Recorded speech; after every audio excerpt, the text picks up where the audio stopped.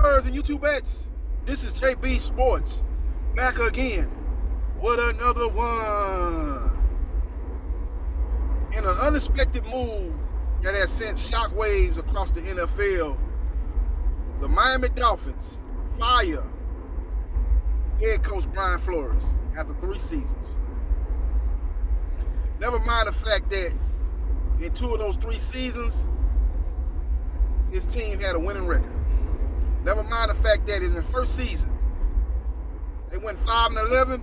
Before the season, many NFL prognosticators, many NFL experts predicted that the Miami Dolphins wouldn't win one game. They said they had one of the worst NFL rosters in recent memory. He took that team and they won 5 games. Kind of similar to what the Houston Texans did this year. You know, a lot of NFL prognosticators, a lot of NFL experts predicted that the Texans would go 0-17. Be the first teams in NFL history to go 0-17, and they won 4 games. And that's what some of the same feelings that they had to the Miami Dolphins going into that season. That they wouldn't win one game, and they won 5 games. The next year, they went 10-6. Due to the NFL and AFC tiebreakers, they did not make the playoffs, but they went 10-6. Most times than not, when you go 10-6, you're going to make the playoffs. And I remember one year back in early 2000s, the New England Patriots went 11-5. They didn't make the playoffs, and that's very, very rare. You know, remember when Tom Brady got hurt? I believe it was the first game of the season. That Kansas City Chiefs safety, I can't remember his name. He played for the Texans for a while too. He rolled up on Brady, hit him low, and took him out for the rest of the season. But led by Matt Castle, that team went 11-5, and they missed the playoffs. With all that being said, he went 10-6, didn't make the playoffs, and then the very next season, which has turned out to be Brian Flores' last season in Miami, they went 9-8. Now they started off 1-7, and I have to admit that they were one of the biggest disappointments in the NFL. They went 1-7, but then they backdoored that and went on a 7-game win streak. Now they didn't beat a lot of great teams, but this is NFL. There ain't no easy games. There ain't no homecoming games in the NFL. It ain't no, you know what I'm saying? It ain't no Alabama going against, you know,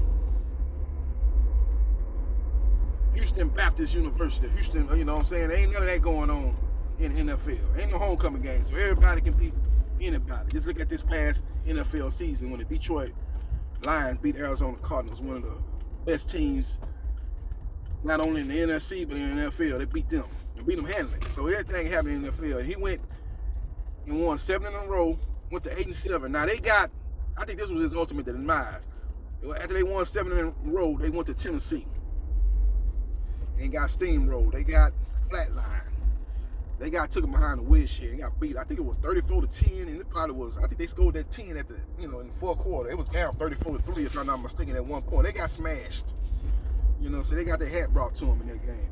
And I think after that game, the owner, Stephen Ross, who I believe is the ultimate decision maker behind this decision, made the decision to get rid of Brian Flores. He took that one game, never mind the fact that he had did before that game, won 7 in a row to get his team back in playoff contention. I think once he lost that game, and the way they lost that game, Stephen Ross wanted to go into another direction. Now, I do believe that the general manager, Chris Greer, who's been there for 7 seasons, I don't think he necessarily wanted to make the move. I believe he was overruled by the owner, Stephen Ross. Stephen Ross is looking to make headline news. He's looking to bring in a big name for that position. So I wouldn't be a bit surprised if they make a run after Jim Harbaugh. You know, if Pete Carroll gets let go from Seattle, they might make a run at Pete Carroll. I'm hearing Bill O'Brien name being mentioned prominently as a head coaching candidate for Miami. I think that would be a huge mistake. That would be basically a huge mistake. You know, it basically would be a lateral move, basically. Well, you know, there ain't no upgrade from Brian Flores to Bill O'Brien. I do believe Bill O'Brien gets kind of like a bad rap. He took the Houston Texans to the playoffs on multiple occasions. Overall, he had a good record, but I just think he was power hungry. And when he took over the general manager's duties, that's when the demise of Bill O'Brien took place, in my opinion, as far as being and remaining in Houston as the de facto general manager, head coach. You know, he made some bad decisions, trading DeAndre Hopkins for a ham sandwich and a bag of chips. You know, he traded Gave up way too much for Tunzel, who's a left tackle, but you can find good left tackle without mortgaging your future, which Bill O'Brien did.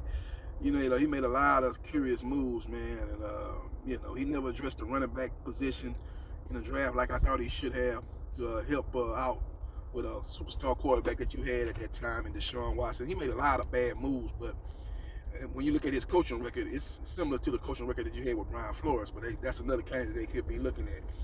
Long story being short and short story being long, I think it's a bad move by Stephen Ross getting rid of Brian Flores. I think he will get another head coaching job real shortly here. I think he will be a head coach going into the 2022-2023 season. So we will see what happens. We will see what transpires. Let me know your thoughts about Brian Flores getting unceremoniously fired from the Miami Dolphins.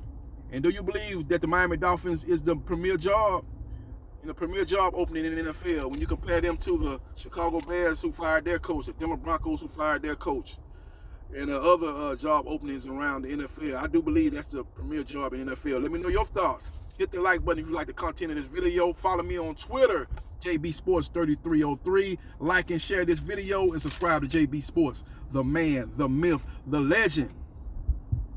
And I holla.